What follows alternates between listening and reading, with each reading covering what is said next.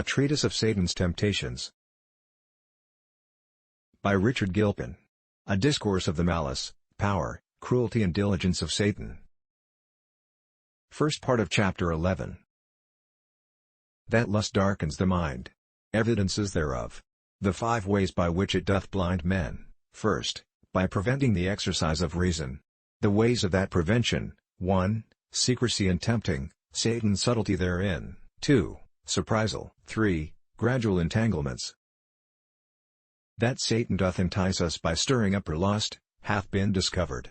It remains that I next speak to the second thing propounded, which was that by this power of lust he blinds and darkens our mind.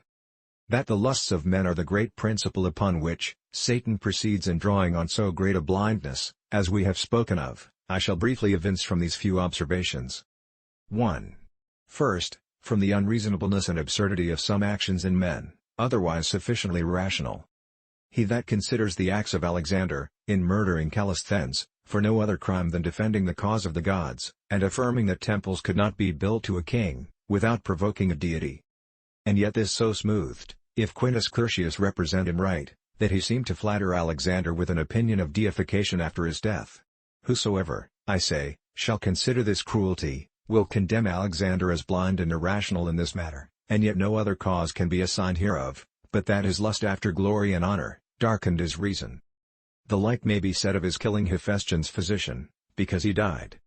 The brutal fury of that consul, that made a slave to be eaten up with lampreys, for no other fault than the breaking of a glass, can be ascribed to nothing else but the boiling over of his passion. A sadder instance of this we have in Theodosius Senior, who, for an affront given to some of his officers in Thessalonica, commanded the destruction of the city, and the slaughter of the citizens to the number of 7,000, without any distinction of nocent and innocent.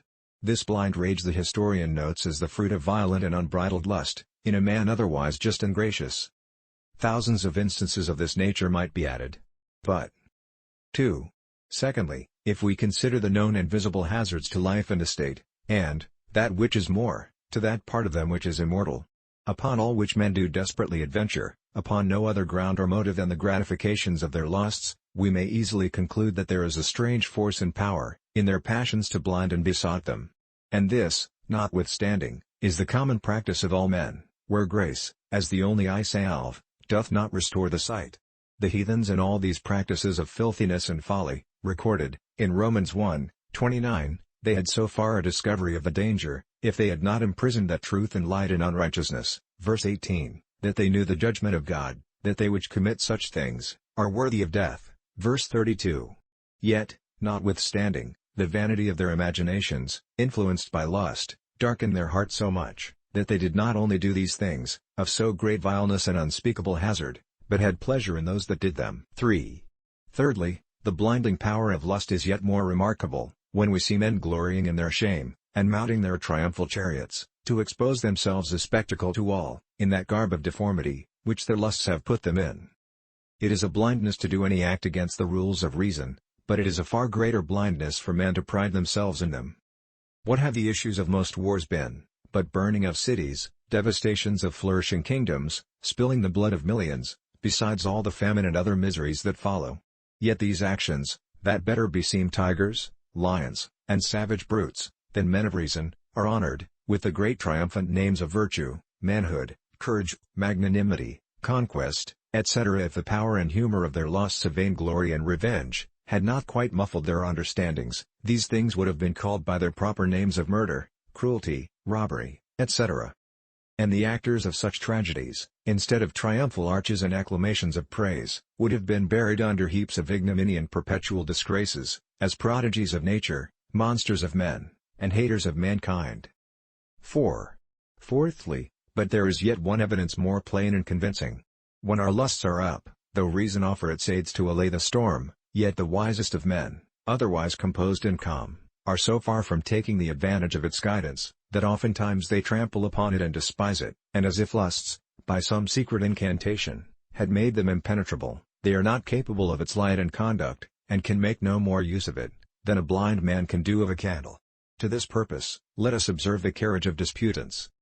If men do any way publicly engage themselves in a contest of this nature, though truth can be but on the one side, Yet both parties give arguments and answer objections, with equal confidence of victory, and a contempt of the reasons and strength of each other's discourses. And this proves so fatal to him that maintains the mistake or untruth, that not one of 1,000 hath the benefit and advantage for the finding of truth, which free and unprejudiced bystanders may have. So true is that, omne paret judicum cum res transit in effectum, when affections are engaged, judgment is darkened. It is a thing of common observation, that when men are discoursed into anger and heat, they presently grow absurd, are disabled for speaking or understanding reason, and are oft hurried to such inconveniences and miscarriages, that they are ashamed of themselves. When they cool, and the fit is over, impedet hire animum. To all this might be added the power of lust in persons voluptuous, who dedicate themselves to the pleasures of the flesh. Those that serve divers lusts and pleasures, their slavish estate, their base drudgery, do clearly evince that lust unmans them, and puts out their eyes. Mark Antony by this means became a slave to Cleopatra. Never did a poor captive strive more to obtain the goodwill of his lord, than he to please this woman, insomuch that, besotted with his lust, he seemed to want that common foresight of his danger, which the smallest measure of reason might have afforded to any, and so dallied himself into his ruin. From all these considerations and instances, it appears our lusts afford such vapors and mists, that our reason is darkened by them, or rather they are like a dose of opium, that strongly stupefies and binds up the senses. But yet it remains that the various ways, by which our lusts do blind us, be particularly opened, and they are 5. 1. Our lusts blind us, by preventing the use and exercise of reason. 2. By perverting it. 3. By withdrawing the mind from it. 4. By disturbing it in its operation. And, 5. By a desperate precipitancy, all which I shall more fully explain. Thanks.